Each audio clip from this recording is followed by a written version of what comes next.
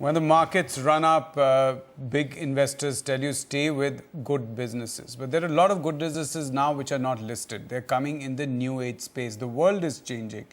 Everything that you buy now, if you're watching me, chances are you actually got off an e-commerce platform. How do you value these companies? How do you value India's startup economy? To explain that, I'm joined by Saurav Banerjee. He's our Director of Finance and alumnus of Harvard Business School. Thank you so much for joining us, Saurav. Thank you for the interaction. You know, one of the questions that people ask is that when I look at any of these companies, whether it's Flipkart, whether I look at any of the e-commerce companies, they don't really make profits. So the traditional way of valuing them, free cash flow, discounted DCF, whatever you want to do, it's a little difficult. So how does one go about doing a valuation of a company like this? Yeah. Before I get to answering your question, I would just like to take a minute to kind of highlight, highlight the size of the internet market today. So we have 450 million internet users in India today. Okay. And if we look at the penetration with this kind of number, it's only 32%. And this is going to go up to 60% by 2020, almost double. If we look at the size in terms of value, today it's only $15 billion, the size of the digital market, which includes e-commerce. Now this is going to go by 10 times by 2020 to $150 billion plus, and most of it is going to be on account of e-commerce. Now, if we look at the number of people who are shopping online, because that is going to determine the valuations and the size. So today, we have 50 million people, online shoppers, and that number is going to go up by more than 6 times. So it's going to be close to 320 million online shoppers by 2020. So we're talking about big numbers here. Now, even today, if we look at the gross merchandise value, which is the value of the transactions on e-commerce, if we look at the top 3 players today in India, the value is actually higher than the top 10 offline players, right?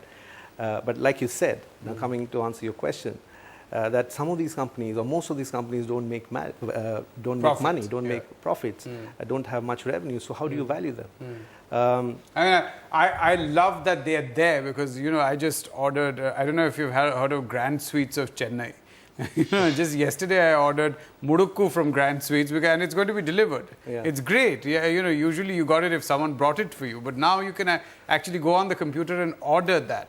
But how will that guy make money? Make money as in earnings, not just gross merchandising value. And how do I actually value it if it's not making money? Yeah. So the beauty of the e-commerce market is that though the valuations you see are very high, but some of them don't make profits and some of them don't even own the assets. So if you look at the world's biggest transport company, they don't even own a single car. I'm talking about Uber here. The world's biggest real estate company, Airbnb, they don't own any real estate. They don't own any hotels, right? So there are obviously non-financial considerations which are involved in valuing these companies, and not the classical methods of valuation like you know, dividend distribution or discounted cash flows or profit multiples. So there are things like community. You know, is the platform able to generate a community which is viral? You know, it can also depend on the kind of disruptions you know, that this platform is getting. Now, if you look at say Twitter. Right, it's a disrupting thing, and they don't have any profits to speak of, but they're valued at $26 billion. I was talking about Uber; they are valued at $67 billion, and they're still losing money. WhatsApp has a $19 billion valuation, hardly any revenues to talk about. So there are non-financial considerations like the ones I talked about, which go. So the key thing seems to be that they give you something which no one else is giving. Right? That's right. So that's right. Essentially, what we were talking in the break, and you were saying that they have to have a differentiator. They have to have a differentiator, and obviously there has to be, in the long run, a path to profitability. That is one of the things that that is also there, but I'll talk about it. You know, there is this theory that Warren Buffett says that the business I'm going to invest in has to have a moat around it. It's going to be a castle, and there has to be a moat so that no one can actually attack it, no one can cross it. One of the things that one has to think about is that, you know, when one looks at, let's say, a e-commerce company which sells garments or apparel, how difficult is it to challenge it? Their brand building becomes one of the key things then. Absolutely. So if we talk about e-commerce businesses, any e-commerce business you pick up, there is competition. There's competition from brick and mortar, there's competition from online stores. So let's talk about garments. Now there has to be a key differentiator in the business, right? Without a key differentiator, it's going to be very difficult. So in garments, if you're selling garments, so what is it that you're selling really unique, which others haven't figured out yet? So if you don't have that key differentiator, then your valuations will suffer. But let's take an example, say in the online footwear space. A very interesting example. There's a company called Zappos, right? Okay. In the US. They sell online footwear and apparel, right? And they have a penchant for customer obsession. So if you want to take your wife or your girlfriend out for dinner and you don't want to buy shoes, you call Zappos and you ask them to make a reservation. Don't say that on air. I mean, obviously, wife, I'll take my wife out for it. Okay, so Zappos, you said. Zappos, right. so they'll help you find a table. Or if you order for... Oh, all right. Yeah. They're a footwear company, but they'll help you find a table. How do they do that? I mean, I have to go and buy some shoes from there, or what do they? You don't have to do all that. You go to buy a shoe, and if it's not available there, they could even refer you to their competitor. Okay. So that is the kind of craziness they have in terms of just satisfying their customer. And this company got acquired by Amazon in 2009 at a valuation of $850 million. Wow. And in 2009, that was a lot of valuation, right? I mean, if they hadn't sold, they probably would have gone for some $5 billion right now. Who knows? Yeah. Right. So that brings us to the point about that you're making, that if you have that obsession about your customer, right, then obviously that is the key in all of this e-commerce. And therefore, the customer base. I was reading one of the valuation experts, Ashwath Damodaran, right? And he has this blog in which he was working out what is one metric that you can look at which determines what valuation will be for an e-commerce company. And he found that it's essentially the size of your client base, the customer. Yes. So customer acquisition seems to be the key. But then there's a certain cost, right? Yes. How do you decide that? I mean, I can throw free stuff at people and they'll come and take it from me. But how do you value that? How do you decide what the cost is? Yes. So in e-commerce, it's a two-pronged process. One is to get the traffic on board your site. And the second is to get that traffic to actually transact. And this is basically what customer acquisition is. And customer acquisition can be done through advertising, marketing, and various other means. But it is a very, very key element to determine what the valuation of an e-commerce company will be, because at the end of the day, it's simple maths. It's revenues minus costs. So if your revenues are higher than your cost of acquisition, your margins are higher. So if you can show a path towards making a positive contribution, and your customer acquisition is very important towards that. So it will actually increase the valuation of your e-commerce business.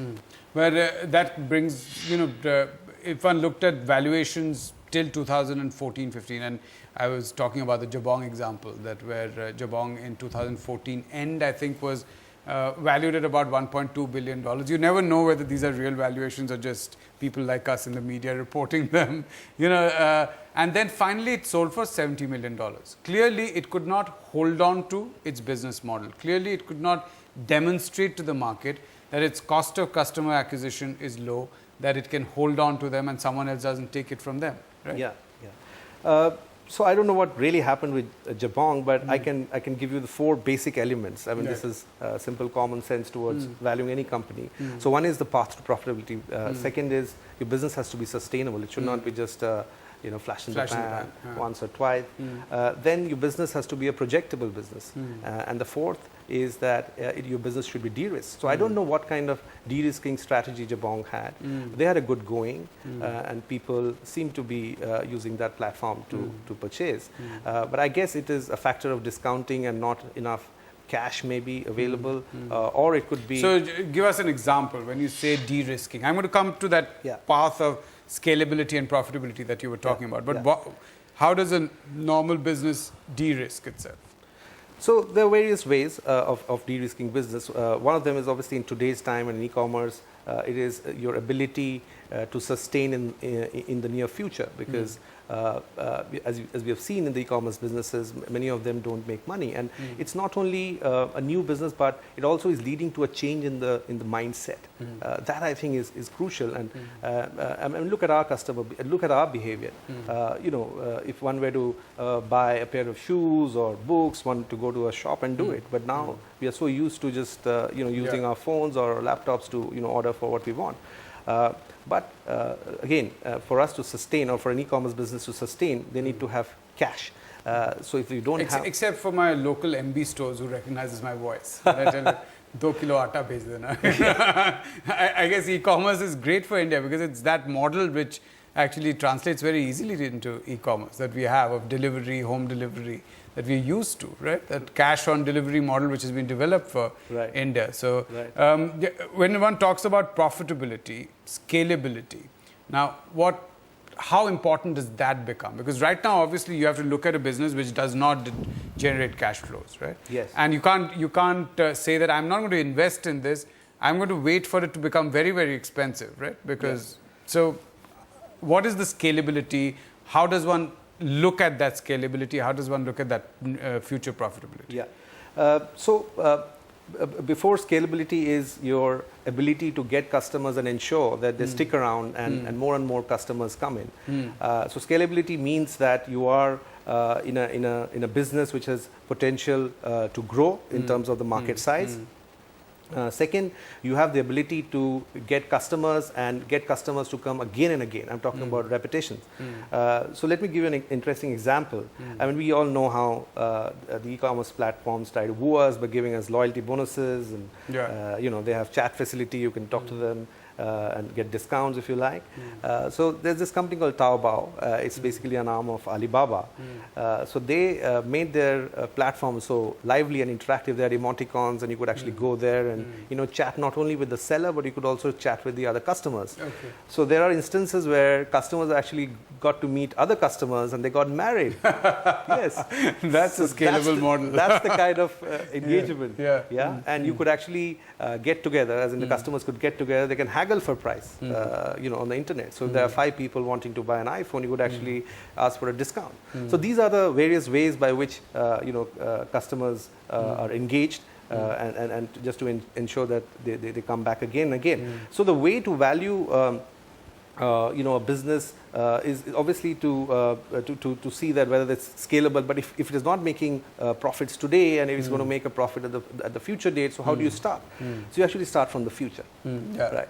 So you start from the future, you work backwards to the current scenario, what your current performance is, and that's how you get valuation. But the 4 basic principles I talked about, path to profitability, sustainability, projectability, and de-risking. Those are the 4 things which I think remain same in the traditional and the e-commerce businesses. In your opinion, how important is the qualitative aspect of a management? How important are specific managements in these e-commerce situations? Very important. I think it is one of the key elements, because when an investor or a venture capitalist looks at an e-commerce company, it's pretty much a hollow shell. It has got a promise, and the promise comes from the management. It is the people who are running it. So it is very, very important. So one is the quality of the management, how they think about the future, what their vision is, how credible they are, their backgrounds. I think management is one of the most important things. All right, Saurav, thank you so much for coming in. Thank you very much. Taking out time for us. We are going to continue this as a series as we go ahead, and different ways of valuing. Thanks a lot. Thank you.